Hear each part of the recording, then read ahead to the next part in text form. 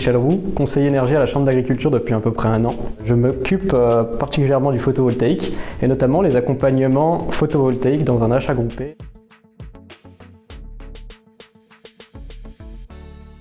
L'achat groupé photovoltaïque, c'est d'abord pour réduire les coûts dans ce contexte particulier et également avoir un avis neutre et indépendant sur son installation.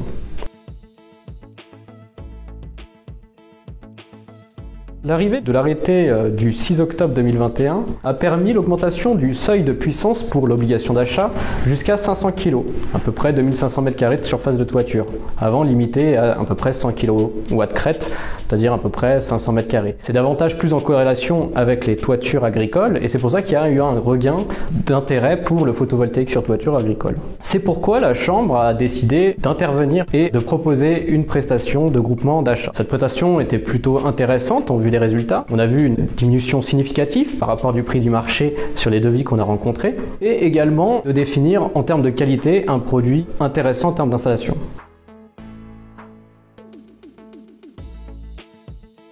Notre première prestation d'appel d'offres photovoltaïque a eu des résultats plutôt bénéfiques, positifs, dans le sens où les devis qu'on obtenait étaient significativement moins chers que ceux qu'on aurait vus en fait sur le prix du marché.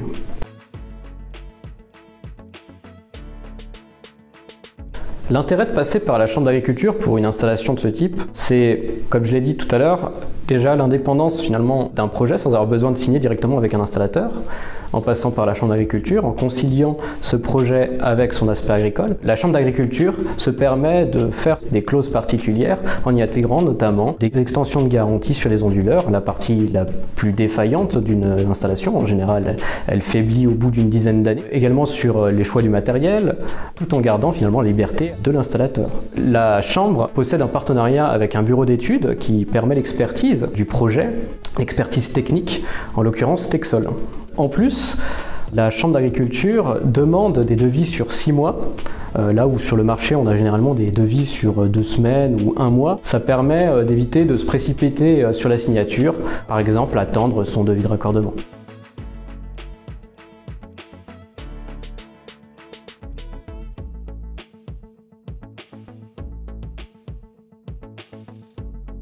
Alors, je me suis lancé dans le projet photovoltaïque parce qu'avec ma femme, nous sommes arrivés en fin d'activité agricole et nous avions une exploitation essentiellement basée sur la production laitière. C'est un de nos enfants qui a repris l'exploitation, qui n'a pas souhaité continuer la partie élevage et s'orienter sur la partie céréales. Nous avions des bâtiments conséquents en surface et nous étions inquiets par rapport à l'avenir de ces bâtiments-là et on voulait avoir une certaine rentabilité vu les coûts d'entretien et d'assurance. Donc le projet photovoltaïque permettait déjà de changer la toiture parce que les toitures ne supportent pas les panneaux. Au niveau agricole, nous avons des investissements réguliers tout au long de notre vie, donc arrivant en retraite, on a toujours un petit peu l'envie d'investir. Cet investissement photovoltaïque nous permet d'avoir un apport financier supplémentaire, en sachant que la retraite agricole n'est pas très élevée. Et la production d'électricité, c'est un petit peu la recherche et une mode d'avoir des énergies nouvelles et renouvelables. Donc l'électricité en fait partie. Ça permet également, avec le nouveau décret, d'avoir une possibilité de consommer l'électricité qui est produite, ce qui n'est pas négligeable. C'est une production relativement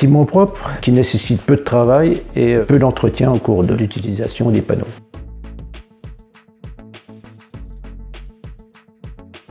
Le projet en fait a démarré il y a un peu plus d'1 an suite à une formation organisée par la Chambre d'agriculture sur le photovoltaïque. C'était une formation intéressante pour moi, d'autant que j'avais un peu de recul par rapport aux formations. J'en avais suivi une formation méthanisation une dizaine d'années. Ces formations-là permettent de faire le tour de la question des projets, de voir les avantages, les inconvénients, la rentabilité. Cette formation m'a très intéressé, donc j'ai donné suite en contactant le technicien de la Chambre d'agriculture pour voir comment on pourrait orienter le projet. On a fait le tour des bâtiments, on a regardé les bâtiments susceptibles de recevoir des panneaux et puis on a fait aussi le calcul des surfaces nécessaires par rapport à mon projet, par rapport à l'investissement que je voulais faire. On a été suivi ensuite par un bureau d'études qui nous a permis de faire les différentes démarches auprès des organismes. La Chambre d'agriculture ensuite a lancé l'appel d'offres à différents fournisseurs de panneaux.